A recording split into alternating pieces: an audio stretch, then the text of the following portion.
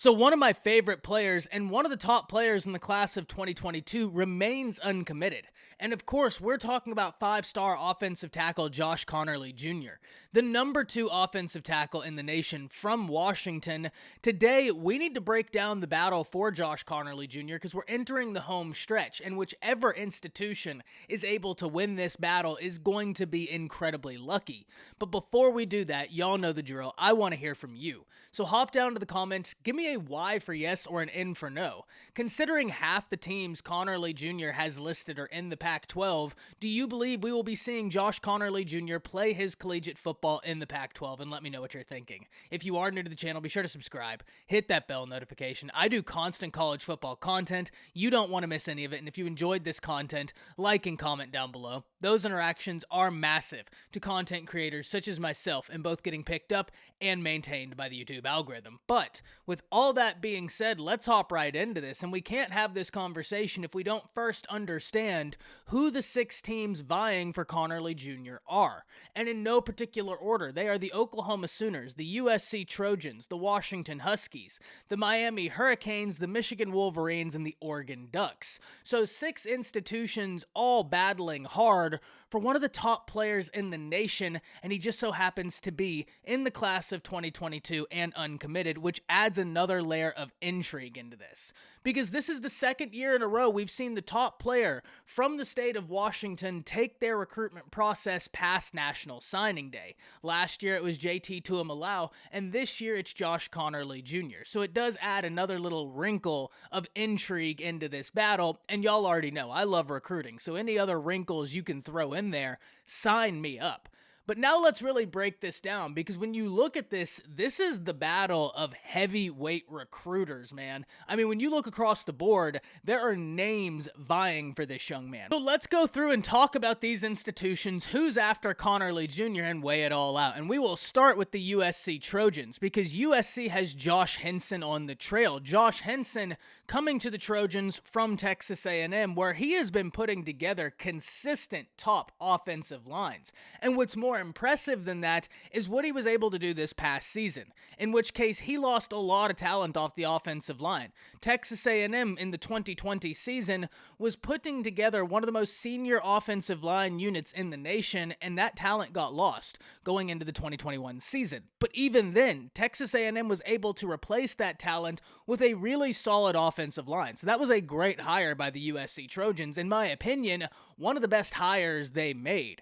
Henson has got a lot of clout on the recruiting trail because of what he's been able to put on the field. And make no mistake, whenever you're looking at this situation, Josh Conerly Jr. is already a kid who lives in Pac country, and now you add in an offensive line coach to a school in the Pac-12 that is carrying so much hype right now in USC. And let's be real, there is a lot of hype around USC right now. Now, though that hype has to be translated into tangible results on the field, because the season hasn't started, all you can do right now is try and utilize the hype you have. So it's going to be interesting to see what USC does in this situation. The Oklahoma Sooners are another program that are resonating with recruits right now, and Josh Conerly Jr., having visited the Sooners, liked what he saw. Now, will Oklahoma be able to lift him from Pac-12 country is hard to say, because I think it's going to be very difficult to do so. However, you are talking about Bill Bedenbaugh. Bill Bedenbaugh has sent guys to the NFL in troves. You're talking about a whole new situation in Oklahoma with Brent Venables, with a new offensive coordinator,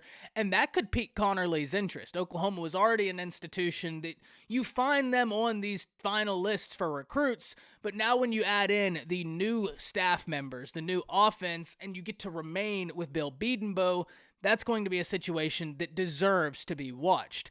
Now we need to talk about the Oregon Ducks, because Oregon is in a situation where they too are bringing in new faces into this battle. And right now, Oregon has Adrian Clem on the trail.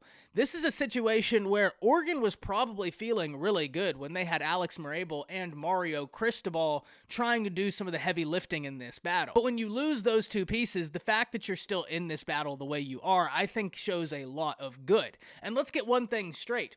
Oregon made a lot of good coaching hires, and it's going to be interesting to see what they're able to do next season. But I really like the Dan Lanning hire. I love the Lapoy hire. It's just going to be interesting to see what they're able to do coming up this year. The Pac-12 is going to have more eyes on it than it has in previous years, which in my opinion is only a net positive for college football. The home school, the Washington Huskies, are sending Scott Huff on the trail. And this is a situation that we have to watch because Josh Conerly Jr. is from the state of Washington, because they have that longevity, the continuity in their relationship.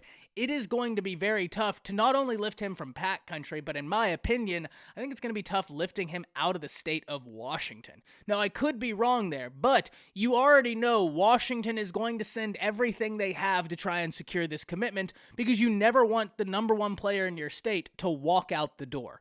That's not a situation you want, especially when you're looking at the situation within the Pac-12 right now. Oregon now has new coaching staffs, and there's going to be a lot of eyes on them. There's a lot of hype around USC right now, and the last thing you want is to kind of be left in the back burner behind those.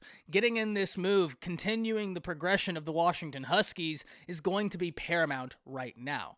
Now, finally, the final two schools we need to talk about, Michigan and Miami, and we'll start with the Miami Hurricanes because they get a continuity of relationship with Josh Conerly Jr.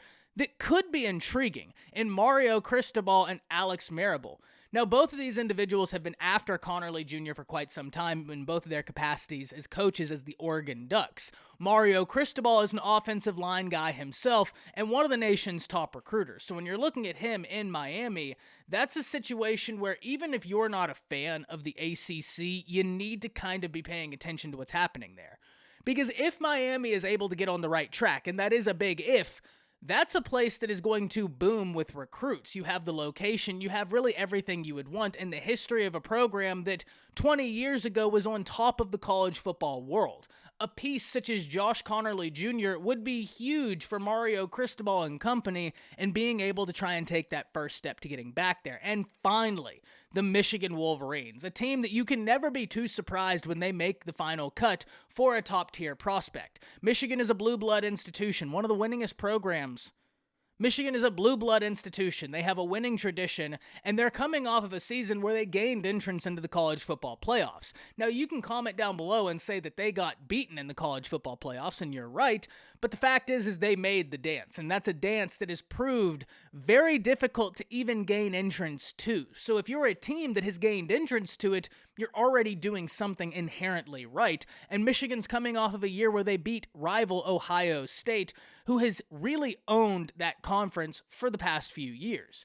So Michigan is in as good of a position as they have been for quite some time, and Sharon Moore is going to be hot on the trail, and Sharon Moore can recruit. So if Michigan is able to get this in, it would really be the cherry on top of the season they just had.